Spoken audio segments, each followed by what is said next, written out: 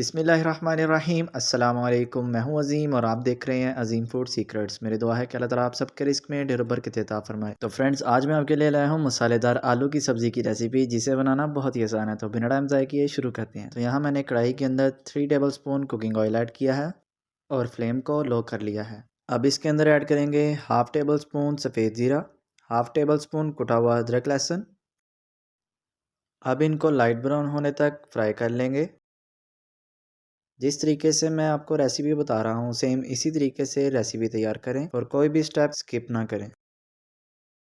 तो आप देख सकते हैं ये अच्छे तरीके से फ्राई हो चुका है। अब इसके अंदर ऐड करेंगे 2 से 3 बारीक कटी हुई सब्ज़ मिर्चें और इनको 2 से 3 मिनट के लिए फ्राई कर लेंगे।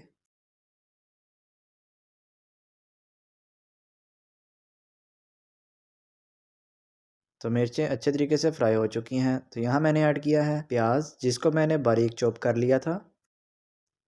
तो हमने प्याज को ज़्यादा फ्राई नहीं करना, बस हल्का सा इसको गलाना है। इस पॉइंट पे फ्लेम को मीडियम लो कर लें।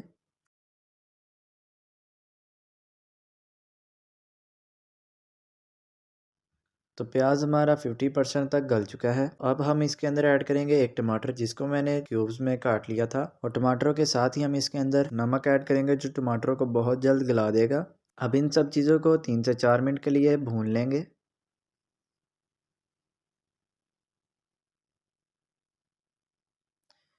तो आप देख सकते हैं टमाटर बहुत अच्छे तरीके से गल चुके हैं। एक चम्मच की मदद से इनको मज़ीद दबा लें।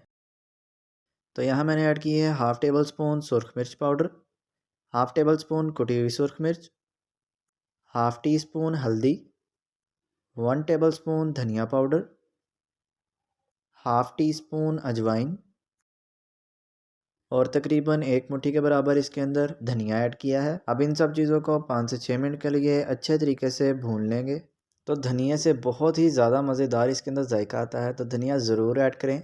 अगर आपको हमारी वीडियोज़ अच्छी लगती हैं तो ज़रूर लाइक किया करें और चैनल को भी ज़रूर सब्सक्राइब कर लें। और इसी के साथ बेल आइकन को भी दबा लें, ताकि आप तक हमारी आने वाली नई नई वीडियोज़ बर वक्त पहुँच सके। तो मैंने इसके अंदर ऐड किया है आधा किलो उबले हुए आलू। अब इनको अच्छे तरीके से मसाले के साथ मिक्स कर लेंगे। तो आप देख सकते हैं मैंने इनको अच्छे तरीके से मिक्स कर लिया है। तो मैंने इसकी ग्रेवी बनाने के लिए इसके अंदर ऐड किया है तकरीबन 2.5 से 3 कप पानी।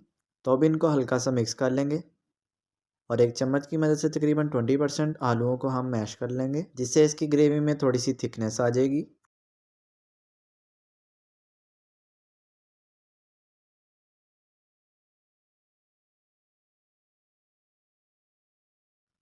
तो आलूओं को मैंने मैश कर लिया है। अब मीडियम फ्लेम पर 4 से 5 मिनट के लिए इनको ढक कर रख देंगे।